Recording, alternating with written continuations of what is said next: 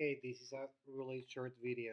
We're gonna use simplifying radicals in Pythagorean problems or applications.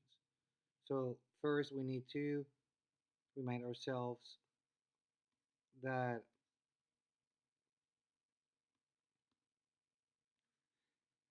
Pythagoras is used in right triangles. So realize that in right triangles. Pythagoras discovered that if I was able to measure this length and this length, I was gonna be able to find this distance, which we call the hypotenuse.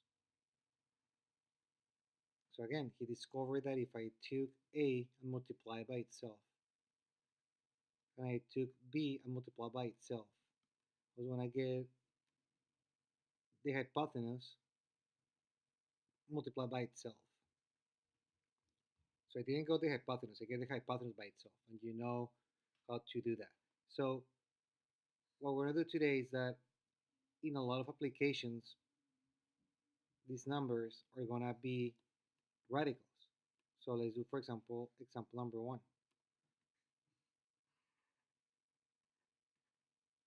They can tell you this is root 18 and this is the square root of 12. And they tell you to find the hypotenuse. So since I see, you should see really fast that is a right triangle, the first thing that should come to your mind is the Pythagorean theorem. Just go ahead and write it. So it's A, okay. So we write the Pythagorean theorem and then we substitute. So we know this is gonna be, and it cancels. So I just have 18. So it's something to have in mind. So here is the same.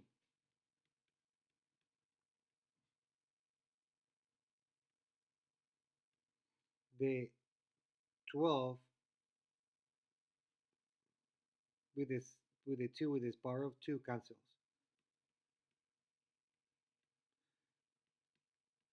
So I get that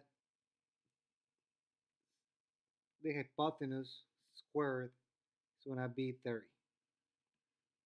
Then last step is to take square roots on both sides. And here is the issue a lot of people have.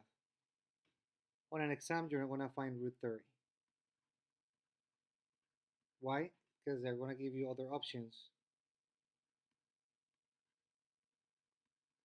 And then your option is going to be this, but expressed in simplified form. So I need to ask myself what perfect square I can use to simplify it. So in this case, I cannot use 4, I cannot use 9.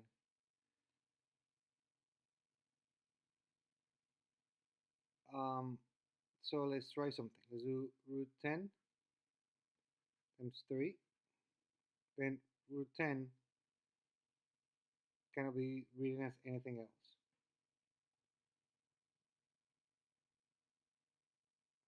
So when I get to this point, I know 30 is the lowest form. Because 10 cannot be simplified further, and 3 cannot be, like this can be, I did this because I couldn't find any perfect square. I should have stopped it. I cannot do it by 4, I cannot do it by, so this is the answer. Let's do another one to clarify.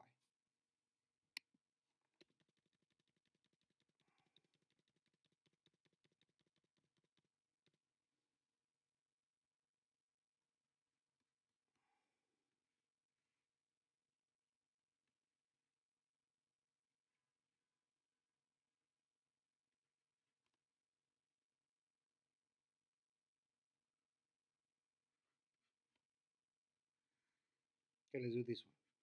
So I know it's a right triangle. so I can find my hypotenuse if they ask me for. So I'm gonna first always write your Pythagorean theorem, then plug in. Here is a mistake a lot of students make. The 2 affects both numbers. So 3 to the power of 2 is 9. And root 5 to the power of 2 is 5. The root cancels with the 2, power of 2, plus 9 to the power of 2 equals c squared. We have 81. Now 9. Let's continue here. 9 times 5, 40.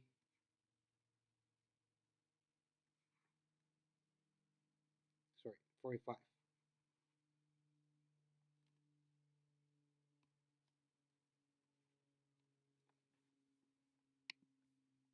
Okay, let me just clean that up. 9 times 5, 45,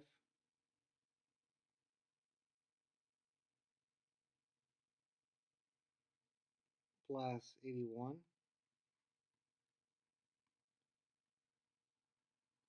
Then I have 81 plus 45.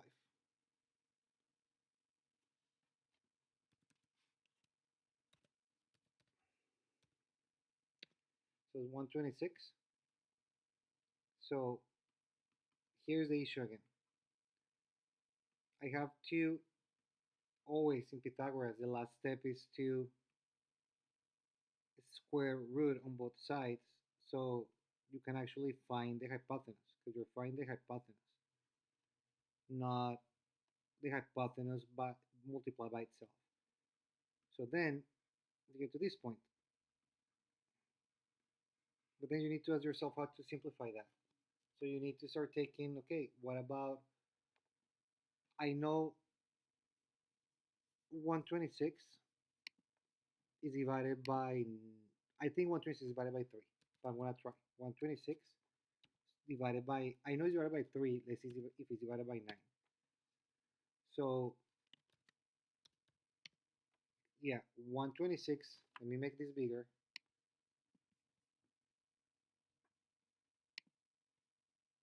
126 divided by 9 equals 14. So you might ask yourself, why did I do that? This is very important for you to understand. Like, I'm divided by 9 because what I want is to see if 126 is divisible by 9. And if that happens, I know I can use 9, that is a perfect square,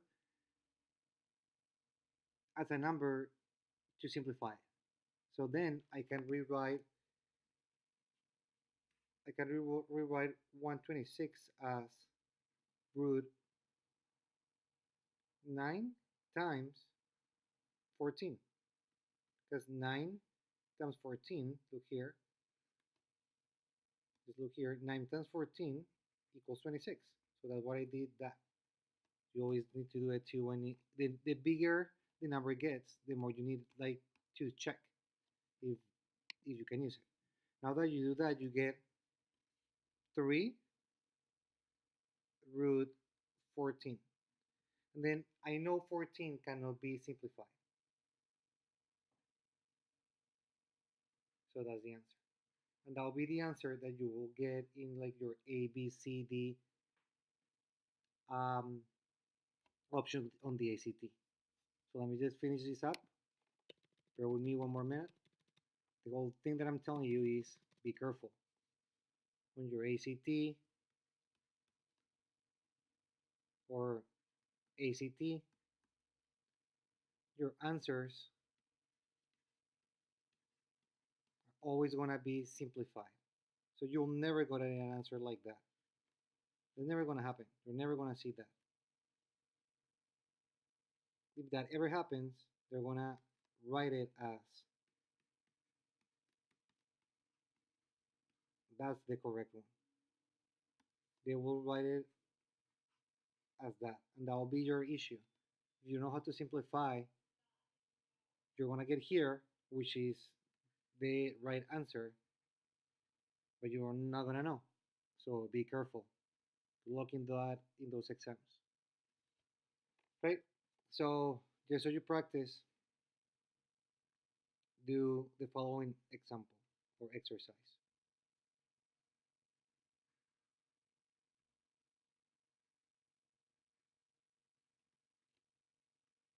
Might be in the exam, you never know.